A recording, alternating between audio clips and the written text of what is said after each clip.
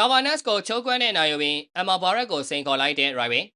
တိုက်ခိုက်အားကစားစီးတွေကိုတင်ဆက်ပေးနေတဲ့ကိဆိုင်ဂျာနယ်ကနေပြန်လည်ကြိုးလိုက်ပါတယ်။ UFC Flyweight ရဲ့ဝိုင်းထိပ်သီးကစားမတူဖြစ်တဲ့ Brandon Rival ဟာပြီးခဲ့တဲ့စနေနေ့ကကျင်းပခဲ့တဲ့ UFC 329ပြိုင်ပွဲမှာလောက Cabernet ကိုကျိတ်နဲ့ရှင်ကစားပြီးနိုင်ရရှိခဲ့ပါတယ်။ဒီနိုင်ပွဲပြီးမှပဲ Rival က Kazakhstan fighter Arsu Emma Barrett နဲ့ဆက်လက်ထိုးသက်ချင်နေတာဖြစ်ပါတယ်။7မိနစ်တာအတော်လေးပြင်းထန်တဲ့ပွဲအတွင်း Fighter 2စလုံးအပြန်အလှန်အလဲထိုးနိုင်လို့နီးပါးအထိဖြစ်ခဲ့ကြပြီးတတိယအချိန်မှာတော့ Rival က Cabernet ကြောဘက်ကနေချုပ်ကွက်အမိရယူပြီးနိုင်ရရှိသွားခဲ့တာပါ။နိုင်ရရှိကြောင်းကြေညာပြီးနောက်မှာ Rival က Emma Barrett ကိုတရားဝင်စင်ကောစကားပြောကြားခဲ့ပါတယ်။ Arsu Emma Barrett လာခဲ့လေကွာမင်းကအကောင်းဆုံးပဲတကယ်ကိုလမ်းပါတယ်မင်းကတော်ရဲသူတယောက်ဖြစ်လို့ငါမင်းနဲ့ရှင်ပြိုင်ခွင့်ရချင်ရုံတင်ပါပဲလို့ T-Mobile Arena ကွင်းတွင်းမှာ Rival ကပြောကြားခဲ့ပါတယ်။ပွဲပြီးနောက်ကွယ်မှာသတင်းတောက်တွေပြောကြားရမှာတော့ Rival ကသူ့အနေနဲ့ပွဲကိုဆက်လက်ထိုးသက်ချင်နေပြီး UFC Flyweight တန်းချန်ပီယံကပတ်အတွက်နောက်တစ်ချိန်စ조사ဖို့ခုလိုစိန်ခေါ်ခဲ့တာဖြစ်ကြောင်းရှင်းပြခဲ့ပါတယ်။ကျွန်တော်မြင်တဲ့ပွဲတွေထိုးသက်ချင်နေပါတယ်။ဒါ့အပြင်ကျွန်တော်ကချန်ပီယံကပတ်အတွက်စိန်ခေါ်နိုင်တဲ့သူတယောက်ပါချန်ပီယံဖြစ်ဖို့ထိုက်တဲ့ကစားမတူဆိုတာကိုနောက်ဆုံးအောင်တသိပြခွင့်ရလို့ဝမ်းသာပါတယ်။ပြန်မဲ့ကိုလဲထိုးဓမ္မမဟုတ်ချုပ်ကွက်နဲ့အပြည့်အသက်နိုင်ယူနိုင်ခဲ့လို့လည်းပြောပါတယ်။ UFC ကိုမြောက်ခင်တုန်းကဆိုရင်ကျွန်တော်ရဲ့နိုင်ပွဲတွေကတရားခိုင်နှုန်းအပြည့်အသက်အနိုင်ရခဲ့တာကြီးပါပဲလို့ Rival ကပြောဆိုလာခဲ့ပါတယ်။ Rival ဟာလာမယ့် August လမှာတွင်ပွဲချက်ချင်းပြန်ထိုးချင်နေပေမဲ့ပွဲစဉ်ပြင်းထန်မှုကြောင့်ကျမရေးချင်းနေအောင်ချက်ချင်းပြန်လာဖို့မလွယ်ကူနိုင်ပါဘူး။ဒါပေမဲ့သူ့ရဲ့ရင်သွေးလေးမွေးဖွားမဲ့အော်တိုဘာမတိုင်ခင်အတွင်းတော့အနည်းဆုံးပွဲတစ်ပွဲပြန်လဲထိုးတက်နိုင်မှုမျှော်လင့်နေတာပါ